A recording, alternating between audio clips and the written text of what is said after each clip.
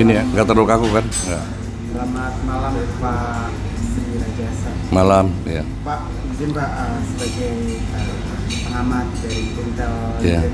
Bapak melihat kasus Febri itu seperti apa sih Pak dari awal penggerbekan hingga dia sekarang ditahan oleh kejaksaan di rutan KPK? Ya. Terima kasih. Saya coba menjelaskan dari perspektif intelijen ya. Jadi ketika penggerbekan dan penyitaan aset Febri di beberapa tempat, khususnya dari restoran dan rumah di Sentul, ya, ekspektasi publik terhadap penegakan hukum dalam rangka pemberantasan korupsi sangat tinggi.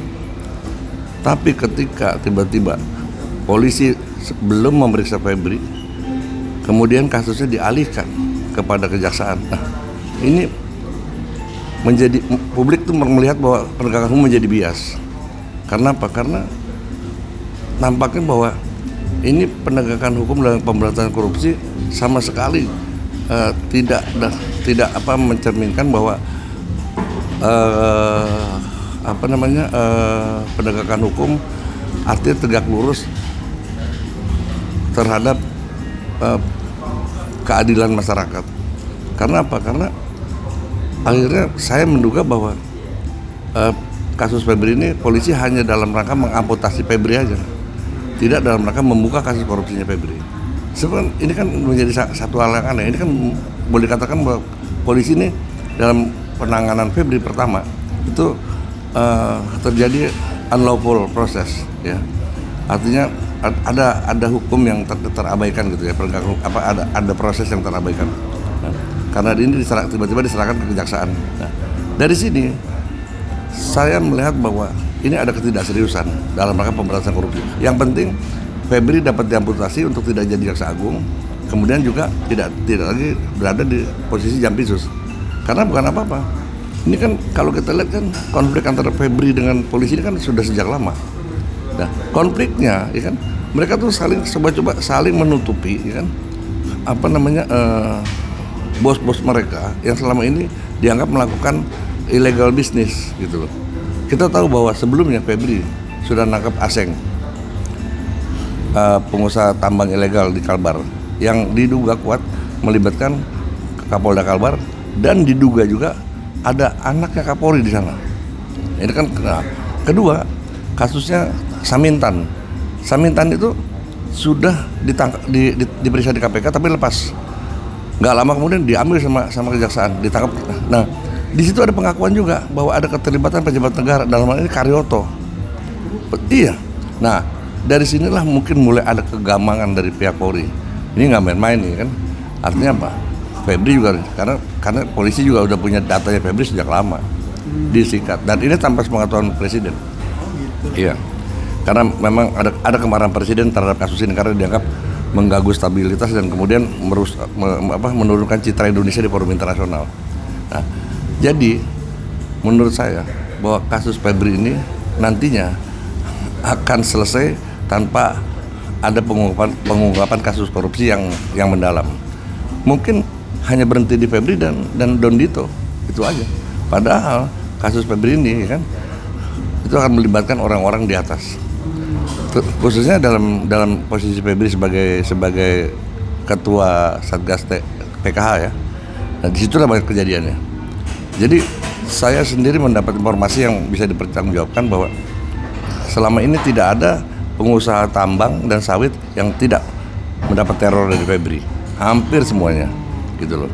Jadi makanya persoalan Febri ini hanya akan berhenti Febri diamputasi, tidak bisa jadi jaksa agung, dan Febri juga tidak lagi menempatkan sebagai jampisus, sehingga ada kenyamanan dari Polri, gitu loh. Nah, dari semua ini saya mengutip pernyataan dari Mahfud MD bahwa inilah yang disebut mafia hukum, gitu loh. Antara penegak hukum konflik hanya dalam rangka menutupi kasus mereka masing-masing, gitu loh. Jadi Itu ya. Komodo versus buaya itu benar. Iya. Kita lihat aja. Harusnya kan gini, harusnya ketika polisi menemukan adanya pelanggaran atau tindak pidana korupsi Febri, dia terusin dong. Ini kan prestasi buat dia. Ya. Tapi nggak diterusin. Yang penting Febri bisa teramputasi aja, tidak punya kewenangan lagi, sehingga mereka bisa nyaman. Karena Febri juga pegang kasusnya polisi juga. Nah itulah makanya rusaknya penegakan hukum di sini. Ya. Ketika penegakan hukum dilakukan hanya untuk menutupi kejahatan, yang dilakukan penegak hukum juga. Ketika penegakan hukum semata-mata hanya kepentingan kekuasaan, penegakan hukum hanya untuk kepentingan melindungi oligarki dan para cukong. Itu aja. Kalau menurut saya itu. Jadi kita rakyat tuh tidak banyak berharap lah dalam kasus ini akan mengungkap benar-benar sampai seakar-akarnya gitu ya. Apa yang dilakukan Febri akan berkaitan dengan pihak-pihak lain, nggak akan. Jadi disebutkan Presiden Prabowo tak tahu. Nggak tahu. Febri. Nggak tahu. Nggak penangkapannya. Nah, penangkapan semuanya kasus Febri. Awalnya pada saat penggerebekan dan Presiden nggak tahu. Ya. Setelah itu baru tahu. Ya. Makanya kan Presiden bilang, loh kenapa saya nggak diinformasikan lebih awal gitu loh. Artinya kan dia tidak mengetahui persoalan ini kan.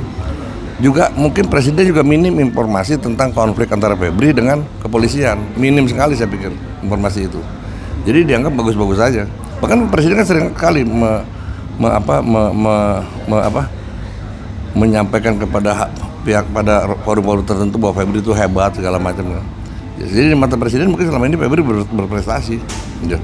Sama dengan kasus Dadan juga gitu. Iya. Jadi menurut kacamata Pak Sri Rajasa terkait yang baru saja didemokan oleh mahasiswa beberapa belakangan ini terkait Pak Febri yang sudah ditahan tapi tidak menggunakan rompi kayak gitu. Nah iya, itu dia makanya kan. Berarti kan ini ada penegakan hukum yang tidak serius gitu ya. Semata-mata hanya untuk kosmetika hukum aja di hadapan publik. Ya Febri ditersangkakan, sudah ditahan di KPK. Tapi buktinya mana? Ya kan?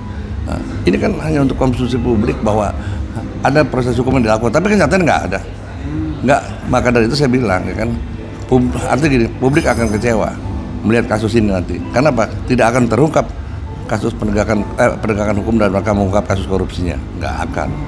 Paling hanya sebatas Febri aja, atau sampai Don Dito, atau sampai yang kemarin ditangkap itu kan proksinya Febri semua. Tapi kan masih ada proksi Febri yang di atasnya kan, masih ada. Tapi itu tadi bahwa sejauh ini penegakan hukum di negara ini kan sangat tidak menyentuh pada keadilan rakyat. Nah, bahayanya apa?